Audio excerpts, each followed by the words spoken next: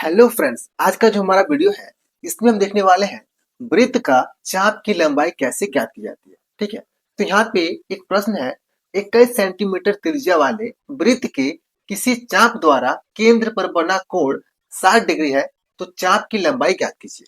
ठीक है, यहाँ पे ये जो वृत्त है ना, इसमें जो चाप है इसकी लंबाई एल हमको ज्ञात करनी है। ठीक है, तो सबसे पहले हम समझ लेते हैं कि आखिर चाप क्या होता है। इससे क्या होगा कि क्वेश्चन हमको आसानी से समझ में आएगी और इसको हम आसानी से हल भी कर पाएंगे। ठीक है, तो चलिए सबसे पहले हम समझते हैं कि चाप क्या होता है।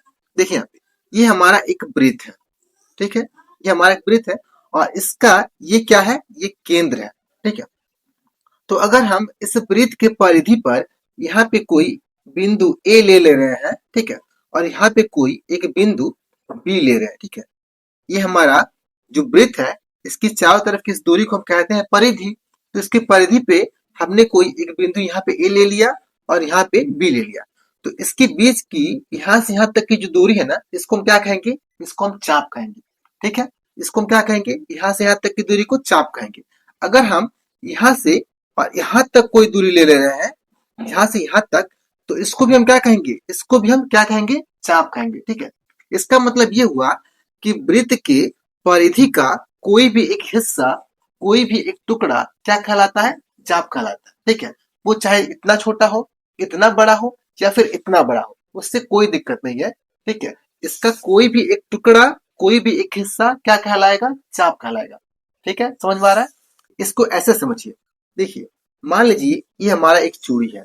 ठीक है, तो हमने क्या किया, इसको यहाँ से तोड़ दिया, तोड़ के इसका टुकड़ा यहाँ पे निकाल दिया। ठीक है, तो ये जो हमारा हिस्सा है ना, ये जो टुकड़ा है, ये क्या है, एक चाप है। समझ रहे हैं। इसका मतलब ये नहीं है कि इसको हम तोड़ के अलग कर दे तो ही हमारा चाप कहलाएगा। नहीं, ये इसके साथ में ना, तो भी क्या है, तो भी एक चाप ही है। कहने का मतलब ये है कि ए से बी के बीच की जो दूरी है ना, इसी को हम क्या कहते हैं, चाप कहते हैं। समझ रहे हैं, इसके बीच की जो दूरी है इसी को हम कहते हैं चाप। तो हमारा ये एक चाप हो गया। ठीक है, तो इधर का जो हिस्सा है यहाँ से यहाँ तक, ये भी तो एक चाप है। यहाँ से लेके यहाँ तक ये भी हमारा क्या है, चाप है। ये छोटा चाप है और ये बड़ा चाप है। ठीक है, तो छोटे चाप को हम कहते हैं लघु चाप, यानी कि माइनर आर्क। ठीक है, और ये बड़ा चाप है, तो इसको हम कहेंगे दीर्घ चाप, यानी कि मेजर आर्क। तो चाप समझ में आ गया। तो हमको उम्मीद है कि आपको चाप एकदम अच्छी तरीके से समझ में आ गया होगा। ठीक है, तो चलिए अब हम देखते हैं क्वेश्चन को और इसको हल करते हैं। ठीक है, अब इस वृत्त को ध्यान से देखिए। देखिए यहाँ पे जो बिंदु ए है और बिंदु बी है, इसके बीच की जो दूरी है इसी को हम कहेंगे चाप, और इसकी लंबाई एल हमको ज्ञात करनी। ठीक है, तो यहाँ पे देखिए, इस चाप के द्वारा इस वृत्त के केंद्र पर जो कोण बन रहा है वो कितना है, 60 डिग्री है ना। अगर हम बिंदु ए से केंद्र पे एक रेखा खींचे और बिंदु बी से इस केंद्र पे एक रेखा खींचे, तो इसके बीच का जो कोण बन रहा है कितना है, 60 डिग्री है। ठीक है, तो इस चाप के द्वारा इस केंद्र पे कितने का कोण बन रहा है, 60 डिग्री का। ठीक है, और इस त्रिज्या की जो लंबाई है कितनी है, 21 सेंटीमीटर है। तो हमको इस चाप की लंबाई ज्ञात करनी है। ठीक है, देखिए चाप की लंबाई ज्ञात करने का जो सूत्र होता है वो क्या होता है, देखिए चाप की लंबाई एल बराबर, चाप की लंबाई एल बराबर क्या होता है, थीटा बटा 360 डिग्री गुना 2 पाई आर। ठीक है, अब यहाँ पे थीटा क्या है, ये थीटा क्या है, देखिए इन दोनों त्रिज्याओं के बीच का जो कोण होता है उसे हम कहते हैं थीटा, यानी कि थीटा बराबर कितना है, 60 डिग्री है।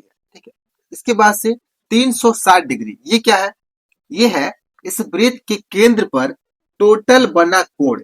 यानी कि अगर हम यहाँ से घूम के वापस से फिर यहीं पे आ जाए तो कितने का कोण बनेगा, 360 डिग्री का। ठीक है, तो केंद्र पर बना कोण कितना है, 360 डिग्री।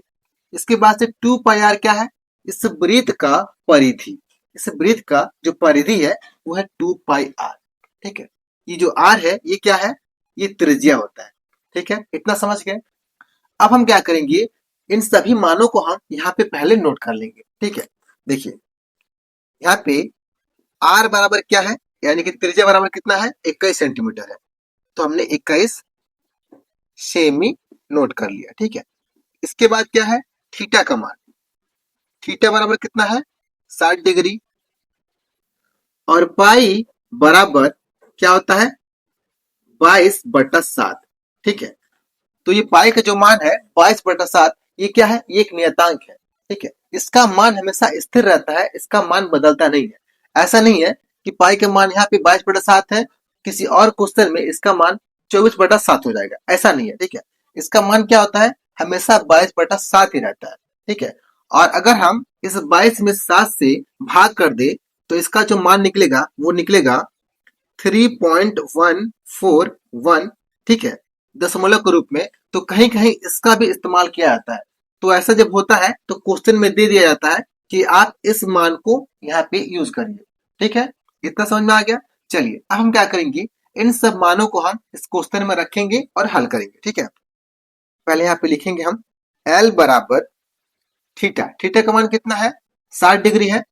ठीक है, तो हमने यहाँ पे लिखा 60 डिग्री और सबका बट्टा 360 डिग्री है, तो 360 डिग्री, फिर गुना 2 पाई आर। ठीक है, 2 लिखा हमने। देखिए इन सबके बीच क्या होता है, गुना होता है, लेकिन लिखा नहीं जाता है। जब हल करते हैं तो हल करते वक्त हम क्या करते हैं, बीच में गुना लगाते हैं। ठीक है, तो 2 × पाई का मान कितना है, 22/7, तो हमने यहाँ पे लिखा 22/7, फिर गुना आर। आर का मान कितना है, 21 सेंटीमीटर, तो हमने यहाँ पे 21 सेंटीमीटर लिखा। ठीक है, अब इसको हम हल करेंगे। देखिए यहाँ पे अगर हम इसको काटे तो 0 से ये 0 कट जाएगा। अगर हम 6 से इसको काटे, देखिए काटने का मतलब होता है भाग। ठीक है, तो 6 से अगर हम इस 36 को काटे तो कितना हो जाएगा, 6 6 के 36, यानी 6 का पहाड़ा हमने 6 बार पढ़ा, तो ये 36 कट गया और यहाँ पे 6 आ गया। ठीक है, अब यहाँ पे देखिए इस 7 से हम इस 21 को काटेंगे तो कितने बार में कटेगा, 7 3 के 21, 3 बार में ये कट जाएगा।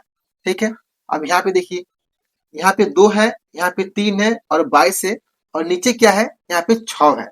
तो इसको हम कैसे काटेंगे, देखिए इस 2 से हम इसको काटेंगे 6 को, तो कितना हो जाएगा, 2 तिहाई 6, 3 बार में कट जाएगा, और ये 3 से ये 3 कट जाएगा।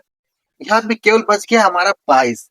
ठीक है, तो L बराबर हो जाएगा, यहाँ पे L बराबर हो जाएगा 22 सेंटीमीटर। ठीक है, तो जो हमारा ये चाप है इसकी लंबाई कितनी हो जाएगी, 22 सेंटीमीटर इस चाप की लंबाई हो जाएगी। ठीक है, समझ में आ रहा है। तो इस वीडियो में इतना है फ्रेंड्स। अगर आपको वीडियो पसंद आया तो वीडियो को लाइक करिए, और अभी तक आपने चैनल को सब्सक्राइब नहीं किया है तो सब्सक्राइब जरूर कर लीजिएगा, क्योंकि इस चैनल पे इस तरह का वीडियो आता रहता है। और शेयर करना बिल्कुल ना भूलिएगा। Thank you friends.